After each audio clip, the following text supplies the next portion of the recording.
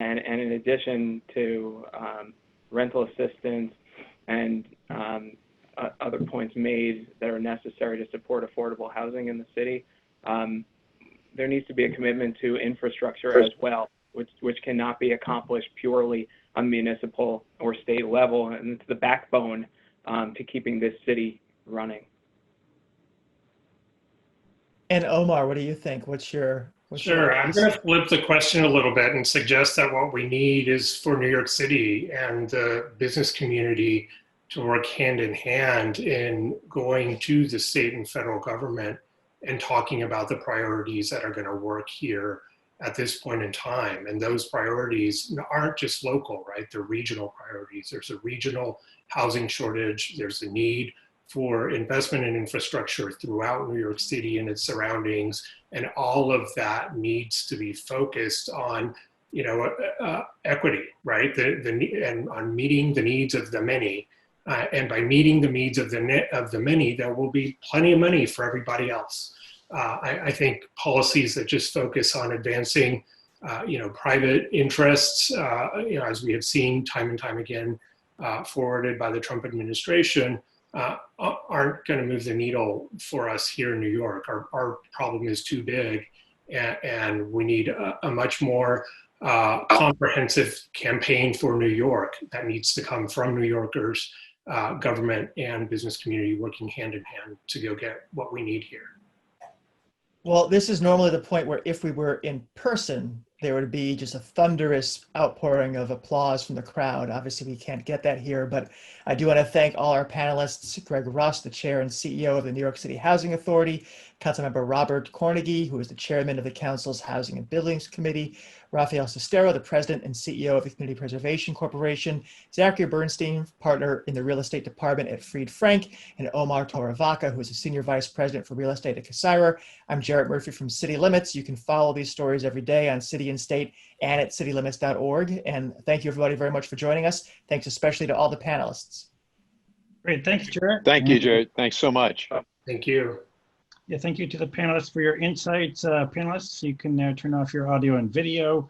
Our second and final panel is on technological innovation. Though we know there are pros and cons to technological innovations, we experienced some technological issues earlier in our conference, but we're going to bring back, before we get to that last panel, we're going to bring back Deputy Mayor for Housing and Economic Development, Vicki Bean, to continue your presentation, and then we'll go directly to the next panel afterward. Deputy Mayor, over to you.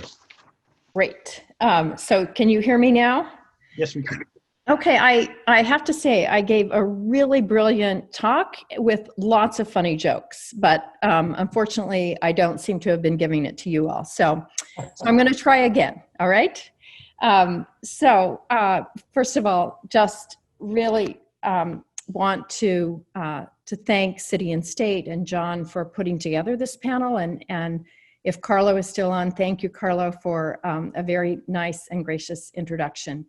Look, bringing New York City back from the pandemic, from the economic crisis resulting from COVID-19, as quickly, safely, fairly, and robustly as possible is the #1 priority of my agencies. And I'd like to set the stage for the discussion today, for the second panel today. And I got to listen in on some of the first panel. So I want to set the stage really by updating all of you on how we envision the recovery unfolding over the coming months. The progress we've made since the dark days of March and April and May, when New York City was the epicenter of the global pandemic, is remarkable. Since June, we have consistently been below 2% positivity.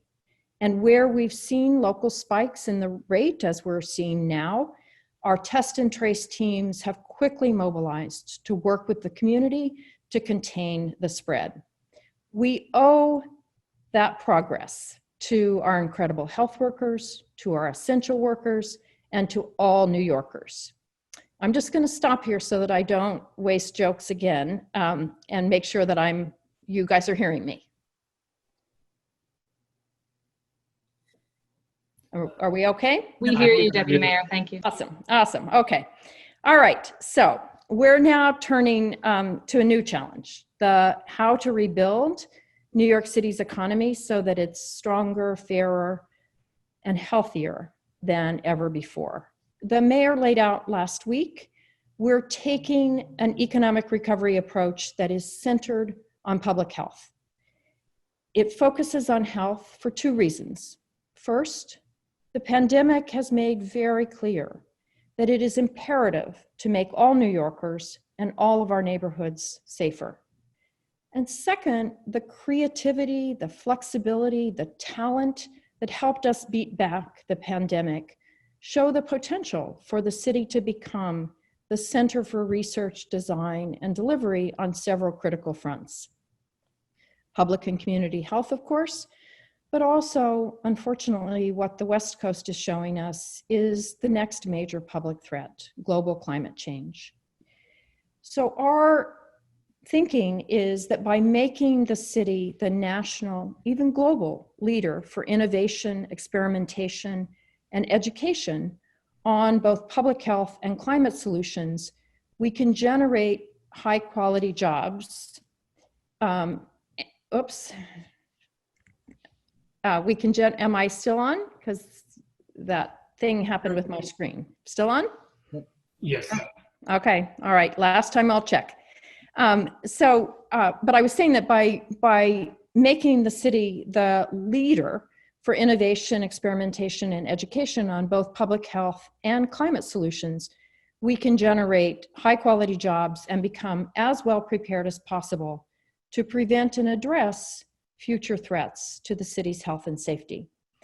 So today, I will lay out how New York City is forging ahead on that recovery agenda and on rebuilding New York by briefly explaining why focusing on health is so critical, by drilling down on how our priorities for the rest of this administration reflect that commitment and strategy, especially in the areas this audience cares most about, affordable housing, housing more generally, and development requiring land use regulatory changes.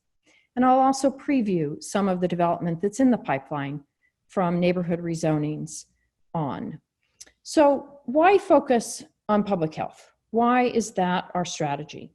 In brief, because the pandemic has laid bare two essential realities that we've all too often tried to ignore. First, it's shown us that we're only as healthy as our least healthy residents. When the people next to us on the subway or the bus, the people we work with, go to school with, shop next to, the people who serve our food or deliver our groceries, when they are vulnerable to disease, we're all vulnerable to disease. And whether our least healthy residents are vulnerable because they can't afford health care or they don't have access to a medical facility nearby, they can't, their home is overcrowded or plagued with pests or mold that trigger illness, they can't get out to exercise because their streets are unsafe or their parks are too far away, they don't have access to nutritious food, whatever the reason, that they are more vulnerable in terms of health. When we fail to address those needs for all New Yorkers, we put the entire city at risk. The second reason that we focused on health is that the pandemic has obviously laid bare the still pernicious inequities between our neighborhoods, between different races and ethnicities, between those who are well-resourced and those who are not, and among the different occupations. So improving the health of all of our people equally and bringing people on a level playing field and improving all of our neighborhoods is an imperative. It's also an excellent opportunity to preserve jobs and to bring high quality jobs to the city. So we'll be rolling out a series of new initiatives over the coming weeks and months to show how we will continue to fight back COVID-19 and make the city healthier, safer, and livelier to help people still working from home feel comfortable about going back to their normal workplaces and to help all New Yorkers get back their pre-COVID lives. We'll also be working on how we will help our existing businesses, especially our small businesses, recover, and how we will create and bring back high-quality jobs. And third, how we'll solidify the city's role as the nation's leader in public health research, design, and delivery, and climate solution research and design. What I want to delve into today is really the fourth prong of the recovery, how to address the underlying conditions that make some neighborhoods and the people in those neighborhoods more vulnerable to crisis, more vulnerable to the inequities that come with crisis or that came with this crisis. Improving our neighborhoods is essential, both to meet the health imperative and to strengthen our recovery. So let me start by delving into affordable housing. From the beginning of this administration, we stressed the importance of affordable housing because a stable, affordable, high-quality home is critical to the health and to the well-being of all of our residents. Affordable housing is also an economic engine. Carlo talked about that when he said, housing has always brought back every recession. Every problem that we've had has been led by housing, and affordable housing has always been right there in the mix to push the recovery along. So I want to give an illustration of this. I'm going to have to use fiscal year 19 numbers because that was the last fiscal year before the pandemic, and that's the numbers that we have economic impact for. In fiscal year 19, the city invested $1.5 billion in affordable housing. That financed almost 26,000 homes, more than 10,000 new homes, new affordable homes, and another 16,000 homes with affordability restrictions imposed or preserved. Nearly 12,000 of those, or 45%, almost half, of those were for extremely low and very low income families, exactly the families that are most vulnerable now to job and income losses. It included more than 3,000 affordable homes for people experiencing homelessness and almost 1,500 paired with supportive services. But that investment also produced more than 25,000 construction jobs. And it created an estimated economic output of $6.8 billion.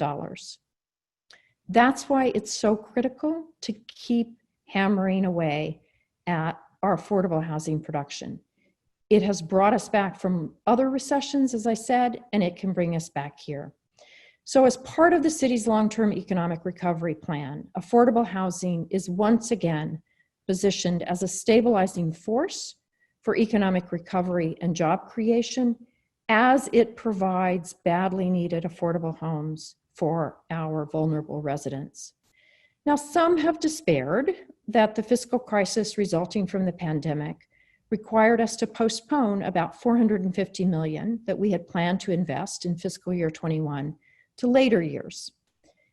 But the city has budgeted more than $2.5 billion for affordable housing over this year and next. And $950 million of that is budgeted for fiscal year 21, the year that we're in right now. $950 million is no small change. Indeed, it's more than the city has spent for affordable housing in all but 2 years, since at least 2002. The exceptions are our most recent years, fiscal year 18 and fiscal year 19. The amount that we're going to invest that's budgeted to be invested this year so far is more than 3 times what the Bloomberg administration spent in 2012. It's next to last year in office. So we've got a lot of resources to work with, and we're going to put them to the best use that we can possibly put them. And I also want to point out that that commitment was a commitment, the $950 million for this year, was a commitment that's in the June budget. As any of you who are familiar with the budgeting process know, the budget firms up as the year goes on, agencies readjust their priorities, and they have a clearer sense of timelines on particular capital projects. So we've been working with our budget office to review every capital budget item across all agencies to look for any funds that can be made available for additional housing investments. And I'm confident that projects that are now scheduled for further out in the pipeline will be able to move sooner with some additional funds. This December, just based on the $950 million that we are now budgeted, we're closing 7 major projects and many, many other smaller projects, and expect to have a very robust end of the calendar year. The slide, if the slides are up, shows one example. Our pipeline, 461 Alabama Avenue. Our pipeline has enough projects to keep affordable housing coming, not just for the final years of this administration, but through 2026, when Housing New York 2.0 promised 300,000 units.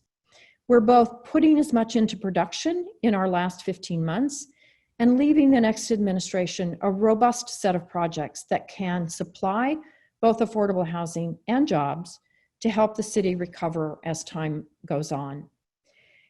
And that is not just because we're looking for every quarter under our couch cushions, but also because we're working creatively to do more with less. This summer, for example, our Housing Development Corporation, the Housing Finance Agency, one of the most creative agencies in the nation, used a non-traditional financing structure that doesn't rely on direct capital subsidy, city capital subsidy, and it closed 300% affordable projects, each of which is led by an MWBE, to Councilman Cornegy's point, and includes 461 Alabama Avenue. That is led by MWBE developer CB Emmanuel Realty in partnership with a nonprofit organization, Services for the Underserved, and will transform a 10,000 square foot parking lot in Brooklyn into a 71-unit supportive housing development, serving formerly homeless and low-income individuals. In our remaining time, we're prioritizing projects that meet the moment, that meet the public health crisis that we're facing. So we're prioritizing those that serve critical health and housing needs for our most vulnerable residents, like seniors and those in need of supportive services. We're also prioritizing projects that provide health facilities in neighborhoods hardest hit by COVID or that have the worst gaps in healthcare coverage. And finally, again, to reassure Councilmember Cornegy, we are prioritizing those that are led by MWBEs or nonprofit development teams with deep community connections. For example, we're partnering with health institutions like health and hospitals to use their land to provide new homes with on-site medical and supportive services for low and extremely low-income residents, including formerly homeless individuals. And we're working to bring healthcare facilities to underserved neighborhoods. The project on the screen is an example. In the next year, people will begin moving into Valley Lodge on West 108th Street in Manhattan, a 199-unit supportive housing building that also includes a 110-bed homeless shelter, a federally qualified health center, and space for the Volunteer Emergency Central Park Medical Unit. Those kinds of projects best address the challenges that the pandemic has imposed and will be a priority going forward. So the bottom line, we need affordable housing across every neighborhood, and that affordable housing does triple duty. It gives New Yorkers stable, high quality, affordable housing. It helps to meet critical health and community needs, and it puts people back to work. So let me talk also about the broader development pipeline. And I think it was Zach, I lost track of the voices, but someone talked about the amazing project for One Vanderbilt. And I want to say that that shows and is really an exemplar of how the development agenda of this administration, which has been laser focused on equity, inclusion, resiliency, and providing for community needs is bearing fruit. When I was at the ribbon cutting for One Vanderbilt, a project made possible by the East Midtown Rezoning, it just drove home how important public-private partnerships are to deliver critical public infrastructure and benefits. SL Green invested $220 million in and around Grand Central Terminal, bringing a beautiful and gracious new public plaza to transform what was an alley next to, or what felt like an alley next to the station. It brings a spacious, inviting public transit hall, critical transit connections, including ADA improvements to subway entrances. If you haven't been by to see it, please go see it. It's really a shining example of what we can do working together. So despite the enormous challenges that COVID-19 presents, city planning and all of us who work on land use are not slowing down. Keep in mind that we have really 4 different types of land use actions: city-led rezonings to address particular updates needed to the zoning regulations, city-led neighborhood rezonings, public-private partnership projects like affordable housing that require zoning changes, and private applications. So let me talk first about city-led rezonings to update the zoning regulations. We're adapting our zoning code with an eye towards 2 critical things about the future. First, we're moving forward with zoning for coastal resiliency, which will guide coastal areas to adapt to extreme weather events and sea level rise and make them less vulnerable to the threat of climate change. And we're moving forward on zoning for transit accessibility, which will incentivize the implementation of ADA accessibility for our transit stations. Both will enter ULURP before the end of this year. And we're moving forward with neighborhood rezonings. Last week, we unveiled plans for the Climate Solutions Center on Governor's Island, which is projected to bring 8,000 direct new jobs, generate $1 billion in economic impact to New York City, and leverage New York City's unique research talent, culture, and environment. The center will make New York the national leader on the design, testing, and implementation of solutions to the crisis of climate change, and be a major driver of the recovery, sparking investment and jobs on Governor's Island itself, of course, but also throughout our neighborhoods as our manufacturers, our tech companies, and others innovate to meet the challenges of warding off and confronting the public health effects of climate change. The Governor's Island rezoning will formally begin the ULURP process in mid-October. And I'm delighted to confirm today, with the support of Council Members Lander and Levin, that we plan to restart community engagement in the coming weeks and certify the Gowanus neighborhood rezoning by January of 2021. That rezoning will result in 8,000 new homes, 3,000 of which will be affordable, a new 1.5-acre neighborhood park, waterfront open spaces, improvements to the local parks, improvements to the NYCHA Gowanus House, and so much more. There are also a number of private applications that promise to bring both significant benefits and job opportunities to our neighborhoods. Wildflower Studios, for example, a plan to develop a new film production facility on an underused portion of the still active Steinway Piano Factory in the Astoria IBZ, will restore a wetland, will create many jobs. And Acme Smoked Fish in Brooklyn's Williamsburg IBZ will replace its outdated existing facility with a state-of-the-art fish smoking facility to keep those jobs right here in New York. We're also working to support projects that align with our economic recovery plan oriented around public health. So we are working on private applications, including a new pediatrics wing at Maimonides Medical Center and on the New York Blood Center. So let me sum all this up. There's lots of work to do to ensure that New York City bounces back, and we're working around the clock to meet those challenges. But we need your help. We need all of you everyone on this Zoom call, all of our elected representatives, and all stakeholders to come to the table and work together to achieve the long-term potential of a healthier, fairer, stronger city. There's no room in this crisis for naysayers. I heard the discussion earlier about the political climate, and I just want to say it's a troubling, difficult time. It's easy to feel negative. It's easy to be negative. But right now, we need a positive vision. We need people to come to the table with workable, feasible, realistic, immediate plans. Especially in a crisis, a plan beats no plan. And people need housing right now. They need jobs right now. They need to be healthier right now. So work with us. If you have objections to any of the plans that I've outlined, to any of the plans that you'll be seeing, talk to me. Let's work to improve those plans, or bring me a realistic alternative.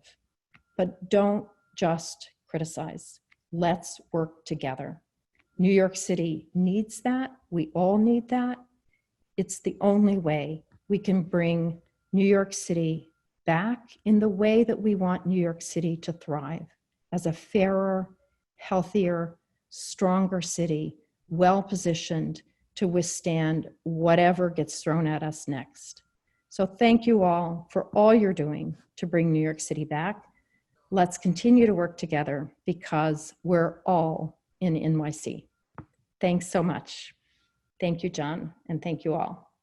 Great, thank you, Deputy Mayor. I appreciate your remarks, your insights. We'll go now to our second and final panel. This panel is Innovations, Transforming How We Think About Construction and Development. If you're on that panel, go ahead and turn on your audio and video, and we'll get started momentarily. Let's see, I see our moderator. I'll hand it over now to our moderator, Steve Anderson. He's the Managing Director of InfrastructureUSA.org and APLTV.com. Steve, over to you. And I think the last couple panelists will be... My video just says the host has stopped it. Okay, we'll see if we can figure that out, Mira Joshi. 1 second. There we go. There we go. Excellent. Great, Steve, over to you. Okay, thanks so much, John. We are learning how to deal with this transformation in technology today very well, and I know that there have been a couple of glitches, but here's to sticking with it and fighting through and using the tools we've got to use today. So I'm glad that we have an audience for what I think is an important panel. InfrastructureUSA.org is a nonprofit web platform that advocates for comprehensive infrastructure investment. More than 250,000 computers have logged on. It's not only about transportation, but that's a big part of it. And I urge you also to check it out and see what you think. The panelists, I'm going to give just a very brief intro and let them self-intro, just to give you an intro to who we have with us very basically. Jordan Stein is head of public policy at a company called Rhino, operating in the multifamily real estate and housing space. Mira Joshi is a general manager and principal of the Sam Schwartz Company. And Gordon Tung is vice president, construction management and operations with the New York City School Construction Authority. So they'll self-intro a little more because each of them has a history that I think brings great credibility to this dialogue. So transformation and innovation. So I guess the first point is, are you seeing any? Are you using any? What are you thinking and hearing about it? And is it all that transforming? And is it all that innovative? Jordan, you want to kick us off? Sure. Steve, thank you. And it's exciting to be here on this day to talk about this important set of topics. As you said, I head up public policy at Rhino. And basically what we do at Rhino is We replace cash security deposits with low-cost insurance for renters. We are a proud New York City founded and based company, but we do offer our program in over 1 million homes across the country. Obviously, housing affordability, accessibility is a mission critical issue nowadays more than ever, exacerbated by COVID-19. So the opportunity to bring down upfront moving costs and give renters an option to make the cost of renting less expensive, eliminate costly security deposits, replace it in a way that protects property owners in the same way against damages and unpaid rent is something that folks have found really useful now and always. But to answer your question, Steve, I think in times like we are in now, in economic challenge, or maybe even more accurately, economic uncertainty, it's really important to search for solutions that actually bring down cost and solve problems. I think there's a lot of proposals, ideas, speakers out there right now, but I think folks both in government and in just citizenry are looking for solutions that actually bring down costs. And I think we're proud to collaborate with city level, state level officials, both in the great city of New York, our home, and across the country to, offer a tool in the toolbox that we believe actually does that. So I think, those are the types of innovations that really need to be embraced and spread around, win-wins that actually work to bring down cost. Thank you. Mira? Hi, Mira Zoshi, General Manager of Sam Schwartz, as you mentioned, and I'm really happy to be here and really interested in this earlier session and looking forward to the questions after this session because that's always the spiciest part. I come to Sam Schwartz after 16 years with city government, spent the first few years with DOI investigating Department of Corrections, and then a few years with the CCRB where I headed up investigations of the police department, and then went to the Taxi and Limousine Commission. As you can only make these kinds of large jumps in city government from topic to topic, to the Taxi and Limousine Commission where I was general counsel for several years. And then from 2014 to 2019 was chair of the Taxi and Limousine Commission, which regulates the nation's largest for-hire vehicle fleet. That's about almost 200,000 drivers at its height and about 150,000 vehicles at its height. So what are we seeing that's transformative? I think the two things that we see in transportation are conflicting. The transformations of COVID have, first they put everybody stopped moving. And then once they started again, they made two choices: get in their own car or take something other than the subway or the bus. And so we see a real jump in electric alternatives transportation, electric bikes. We're going to see a lot more electric scooters since they'll be legal, and the DOT will be running a pilot next year. Electric Vespa-style scooters. We'll see electric cargo bikes. A lot of people reliant on regular bikes now, regular skateboards, roller skates, everything to get around. But we're also seeing the rise in the personal vehicle. People went back to their own cars. The idea of shared rides and sharing a ride with a stranger to save some money is now not only illegal under the mayor's executive order, but it's not desirable. And so we're headed towards higher than pre-pandemic levels of congestion in Midtown without some sort of leadership change, choices about how to make these limits. So in terms of innovation, when it comes to alternatives to car, they were always there, but the pandemic sort of opened up possibilities and made people more willing to try. So that's where I think you see the outburst of alternative to car transportation.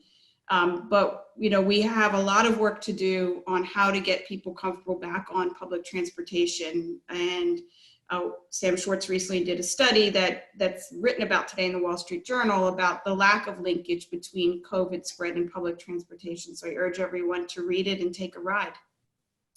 Thanks, Mira. Gordon?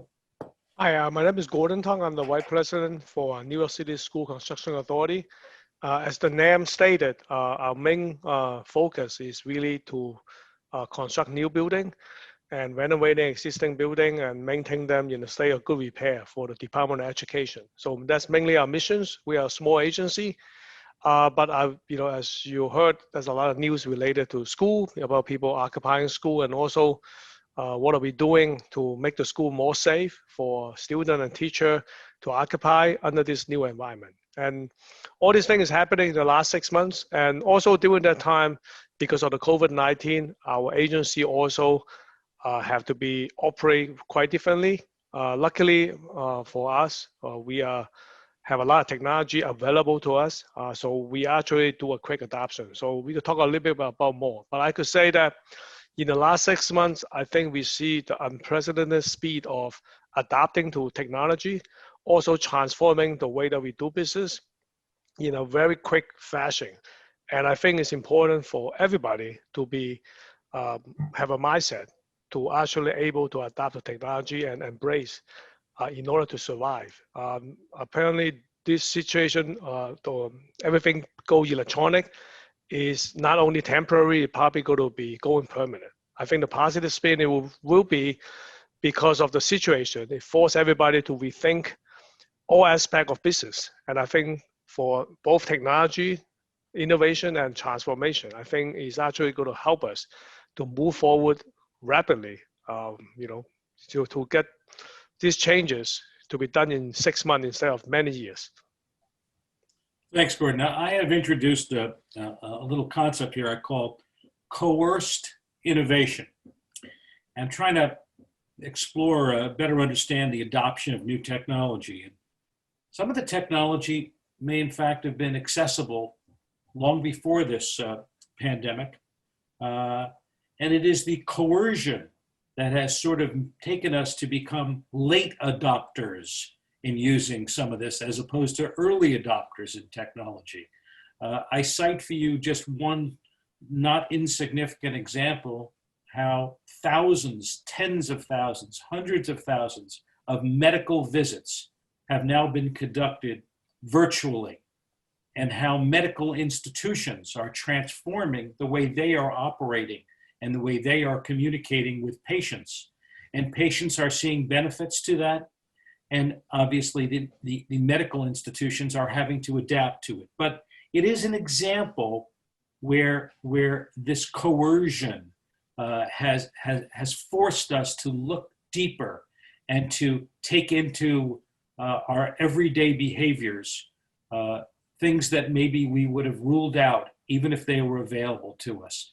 Mira, how about coercion? How do you react to that sort of concept? I think it's very accurate. I mean, as Gordon mentioned, government has been nimble and quick during COVID, and that's not generally the reputation that we attach to government works. But we've certainly seen that in transportation. So we had a historic New York City subway shutdown between 1 and 5, and within weeks, not even weeks, there was a plan to how to fill the gap for essential workers that needed to travel using app-based technology and existing car companies. That's a partnership that people talked about for years, but this crisis brought it about in a matter of weeks. Like, how does the MTA extend its ability to transport passengers when they can't rely on subways and buses only? And that opened that discussion up very quickly. Look at the open streets, open restaurants, using parking spots. Again, these are things that just are historic and long and drawn out battles about where cars should go and what streets should be open. And again, the city was able to quickly convert that through sort of a low threshold process of applying for those spots for restaurants to use for dining and for neighborhoods to use as community space. And the sky didn't fall down, because, the biggest thing that happens is in government is I could say this from sort of prior experience, is we want to make sure that we've thought of all the bad things that can happen. And that's a really important task, but sometimes it's paralyzing. The pandemic, took away that luxury and also forced us as a city to move quicker, and as well as private industry. We had to move quicker to change how we provided services. So I think that the list of examples goes on and on, but it certainly is a time where we saw the city and all of its collective brain power get together and move quickly and use existing innovation that maybe had been untapped to start bettering what circumstances we had. Thanks. Jordan, what do you think? Are you feeling coerced? Is your organization feeling coerced? Are you seeing the effects of coerced innovation? Yeah, I think that Mira is exactly right in a lot of how she characterizes the situation. As for Rhino, we have been doing what we're doing, for several years prior to COVID-19, kind of building relationships both in New York City and beyond. The Rent Stabilization Association, we have a formal partnership with them to get our solution in front of their members. We work with a lot of city council members and other officials to kind of get the word out renters about the opportunity we offer. But I think the accurate part, Steve, about what you kind of are referencing here is, until people feel kind of pain in the pocket, there often is a resistance. The system is working just fine for me, so why would I change anything? I think, sort of the proverbial kick in the pocket, kind of financially due to the economic crisis and uncertainty we find ourselves in, really is forcing folks both at the government level and at the private sector level, and even on the individual consumer level, to really think, what solutions are out there, that are, can actually serve a solution. I think there's the potential, I fear sometimes, to sort of overinterpret this coerced innovation concept, to think that, any gizmo and gadget and gimmick can just kind of be, it's time for that. I think the bar still needs to be high in terms of, what are the problems and what are the solutions? But I think for things that actually work and serve a job, Mira referenced, sort of open streets, outdoor dining, things like that. I think a lot of solutions like that can either preserve economic opportunity while maintaining public safety and health, or, bring down cost for consumers and renters. I think it's high season for that, and all of those things are welcome and needed. So I'm definitely seeing a further appetite. I know I speak for Rhino's program. We've seen more interest than ever from both renters and property owners and landlords to get up and running, especially given that there's no fees associated with folks kind of starting to use our program from the landlord perspective. So I think good ideas will be rewarded. I think we don't want an abundance of bad ideas thinking that it's just anything goes, but I think things that actually solve problems, we're excited to see more and more of those here and beyond. So Gordon, you have a small agency. It's governmental. It has a tremendous responsibility. Were you coerced into innovating? Well, I think one good thing about us is we fortunate to have a very up-to-speed IT department. So even before the COVID crisis, we have actually invested in technology, and we actually have a lot of system in place. But adoption is a little bit slow. Like, for example, we're using Microsoft Teams, and that has been up and running for at least like 2 years. We actually purchased a monitor in all the major conference rooms with a camera, so we can actually do fully online meeting. But when people could actually gather themselves in the meeting rooms, we don't really like use it because people rather see in person. But when our agency being shut down or shut the door because everybody have to work remotely, so people are being adapted literally within like 7 days. All the meeting has been transformed to online meeting, and people being forced to learn what kind of etiquette they're supposed to do in meetings. And then slowly, I could see it like within a week, everybody adapted to the protocol to do meetings. And in fact, there's a side benefit because meeting actually runs more efficiently. People know their speaking order. And more importantly, because people doesn't have to attend the meeting in our agency, we actually have more people attending meeting. The actual attendance rate actually go up. And we actually will be able to gather more ideas and have shorter meetings because everybody is very mindful on time. And because people doesn't have to travel, they actually able to spend more times if they need to contribute. So that's luckily we have a backbone to do that. And same thing for our paper, because as you know, all the city agency paper is really, we try to talk about paperless office for the last 20 years. I'm with this agency for 20 years, and starting from a very entry level. And I have not seen a major reduction on paper, but because of the fact that people are not able to get in touch with each other or physically hand over the paper, we literally, in a matter of 3-4 weeks, transforming all the protocol into electronic protocol. So what we used to be a physical invoice now become electronic invoice. Same thing with our contractor, no matter large or small contractor, because we are not able to physically take in the paper. they have to adapt to it. Electronically generate invoices, electronically generate payment. We have literally rewritten every single procedure within a matter of weeks to allow electronic submission of all kinds, every single business protocol we have. And I think some of this protocol is going to go to stay. And I think just, from my perspective, we were actually able to achieve, a much larger paper reduction. And the fact, I think, is going to make the whole operation much more efficient. And in turn, might be even to save some money, because a lot of this effort about generating all this paper is actually creating, slowdown on the process and also expensive on the contractor side. So I foreseen that, all this is going to help us tremendously. I mean, of course, there's a lot of learning still taking place. And, especially some of our contractor who is less technology driven, they really have to relearn how to do business with us. And I think that will be, the next few months will be continue making a step in the right direction while everybody slowly reopen. Thanks, Gordon. I want to follow up on a topic that has been a part of the discussions all day about MWBEs. And Mira and Gordon, maybe I can direct that to you. And Jordan, you've been in city government and in other positions, and you might have a thought on this. Do you think perhaps that renewed efforts to move forward in this area, to come up with ways that cut through simply minimums and helps the MWBs get through procurement and other challenges in a more forceful way, in a more significant way that makes a big stride forward, that perhaps some of these challenges can be overcome because of the innovation that is now being forced upon us by the pandemic. Mary, you got some thoughts to kick it off? Yeah,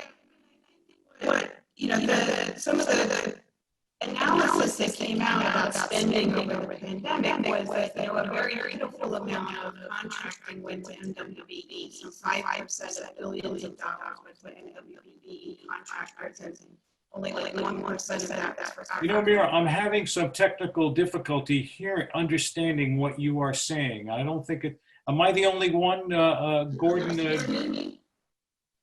All right, try again, Mira, if you can, because there's something breaking up with your signal. Gordon, are you able to hear me? If you want to maybe mute yourself and then unmute yourself, Mira, and try that.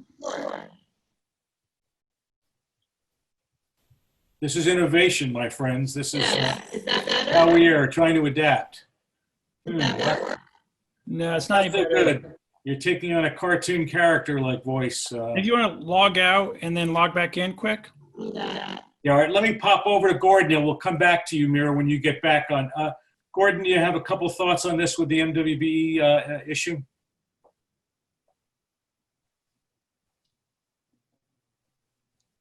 Okay, I'm not now hearing Gordon. I'm sorry, I forgot to press the unmute button. Okay, so, here we go. Yeah, we do have a very good size mentor programs. We've been, for the last, I think, 10, 15 or 20 years, we've been having a what we call a mentor program to allow to bring in small contractor and let them adapt to our business model and help them to grow. So this program, I think last year, I think we did around $90 million, and which is a good size program. Consider each contract is less than $750,000. And so in that program, because we do understand the technology challenge, some of this new contractor, they are learning the rope. They are not heavily intense in technology. I mean, they do have computer, but they are less reliable on some of the technology available, and some people might not have the know-how. So we've been trying very hard in the last 5, 6 years, give them all the guidance, give them all the support. And but with the pandemic happen, they are being forced, not really forcefully, but being forced to adapt. And a lot of them bring themselves up to speed. And we have achieved what we have not able to achieve in the last 10 years, is basically make sure everybody have the capability on the technology to allow them to grow. And when they graduate the program, our program is typically for 4 years. Our contractor stay in the program, and we do not require bonding capacity, and they're able to learn our requirement.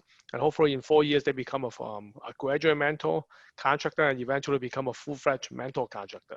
So, I mean, it's a long learning process, but because of the pandemic, the process actually on technology-wise get a lot shorter. Now everybody going to be ready. And so for, we actually was in the process before the pandemic to actually change our project management program software that we've been using for the last 15 years. And we have a little bit concern about people adapting to the new software because of everybody technology level is different. But because of the pandemic, now we feel a lot more confident by the end of next year when we actually issue this new program, part of the Kahula platform that we use for project management. The adoption level will be a lot higher. In fact, we have rewritten some of the protocol or program to expect we could have a across-the-board adoption instead of carve out some area. We're still going to be deal with a much less technology-driven platform. So I think that both very positive for our agency and also illustrate the fact that even with minority or woman-run business, that they might have challenge, but I think because of these situations, they were able to benefit from it. They basically going to bring ourselves up to speed much quicker and to be on a level playing field with less issues. Thanks, Gordon. Let's see how Mira's doing with her sound. Can you hear me now? You're all good to go. I'm sorry. All right. No, I was curious what the voice alteration software was doing there. So what I was talking about that nobody could hear was there's been some analysis by competitive press outlets about how much spending went to MWBE contractors during COVID, and it was a very small amount. After billions of dollars were spent, only about 5% ever went to MWBE contractors. And I think in part, it's like there was a necessity to try new things, to get things in place quickly. And a lot of that was, it led to a series of events that these contractors were bypassed. But I think that even like the title of this talk and the fact that that happened highlight what the disconnect is. So we want innovation, yet I'm not so sure MWBE procurement process as it is framework today actually allows, it actually doesn't allow startups to be MWBE certified because you can't accept venture capital and get that certification, which is sort of a vicious cycle because if they're on the edge of working on new technology, chances are they're going to need venture capital. So I would love to see if there's a way to, and I believe that if there are resolutions out there to these kinds of things, as a lawyer, you can write things in a way that protects. Nobody wants, sort of a program that is for MWBE to end up benefiting only SoftBank, clearly. But there are a lot of minority-owned startups that cannot benefit from this program and certainly have tools and very sophisticated and cutting-edge tools that they could bring to the city. And I think there's a big missed opportunity there if we don't recognize this group of entrepreneurs and bring them into the MWBE certification process. Hey, Jordan, you've had some experience in other positions in city government. What thoughts on this? Yeah, I served in the Bloomberg administration and can kind of speak from that angle. But I think one of the points Mira just brought up, I think is incredibly important, even from the, kind of startup, kind of technology and innovation space, and dating back to some of the work that was done in the Bloomberg administration to, accelerate the growth of, early stage technology ventures and companies in particular, many of which, are, as Mira, I think very correctly suggested, are founded and run by, kind of minority, individuals. I think that we obviously need to maintain the highest of standards, for, kind of things operating in a way of integrity and things being, fair processes that, rightfully create opportunity for those, historically disadvantaged or, kind of not in typical contention for contracts and spending, but I do think going back to even a point, that I've mentioned and we discussed earlier, I think to Mira's point, I think we always want to put a premium on, things that actually bring about solutions, and solve problems. So I think that, we as a city really should look towards how we can be creative in this way to really kind of practice what we preach. We want New York City to be a place that people come to found and launch businesses, at early stages and even later stages that end up bringing jobs. But I think, creating a framework, by which those businesses are rewarded, for doing things above board and kind of cultivating the right types of operation that put people, and New Yorkers first. Thank you. So I heard the deputy mayor talk about the fact that we need to be positive. We're all in it. We have to come together and deal with it. Sadly, the pandemic is still very much with us. We're not past it. And first and foremost, there's many people who obviously are still dealing with this, but there's also obviously, in a very pronounced way, the impact on so many businesses and business owners.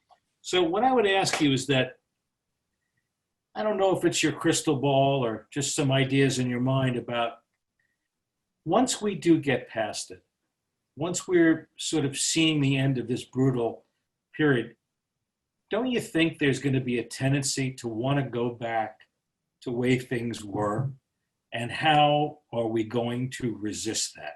How do we set up ways that basically incentivize and inspire people to use the tools that we've used now and not to slowly move back to the maybe more comfort zone that we were in and sort of see how that will feel?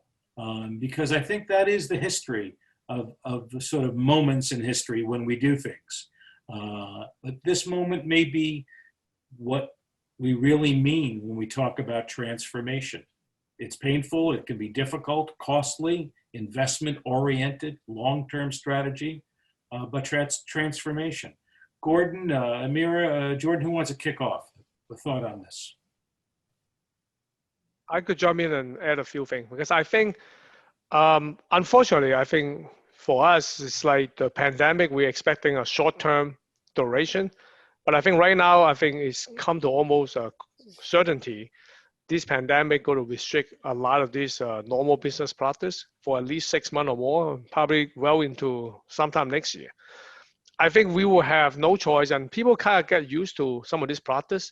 And I believe, I mean, everybody will have their own opinion, but I think a lot of this practice that we have is going to here to stay. I don't think we will ever go back to having 40 people in a room having a regular meetings, but people feel so comfortable with the online meeting. And I mean, at some point, we were actually even looking into when we hire people because of the fact that the remote work or work at home or become so normal, we can actually expand our reach of getting talents beyond our local tri-state area. If we have some particular work that used to become an exception to the rule, and now some of the work can actually be performed remotely, and we could actually tap on talents much further than the tri-state area or people with a reasonable time for travel. So I think in this way, I think it's just make the whole nation much more interconnected in a way. And people feel very comfortable, and we probably going to sit down and rethink a lot of things that we do and to see, can we actually simplify a lot of this workflow that, because some of the workflow probably developed because of people actually sitting here, you move something from one here to different places. Some of the workflow now that you move electronically, maybe you could eliminate a lot of this workflow. And also there will be a lot more adaptation of technology with electronic certification, electronic signature, and a lot of work that we are doing right now with different authority or agency. They have widely adopted electronic signature. So even the signature itself, which used to be one of the biggest challenges, you got to get the signature from the real person. And now electronic signature is highly acceptable, and even notary can be done electronically. So I think that's a fundamental shift of technology and innovation that will be forever changing the landscape of how we do business. And I think everybody need to adapt to it, because otherwise you're going to be left behind if you are kind of like stay behind with typical paper business. It's not really going to work. Mira, you got a thought on that? I appreciate the notary change. Being a notary myself, it's wonderfully easy to notarize and email rather than to be in person. I think it highlights the difference between work from home and those that can't work from home. So many businesses and workers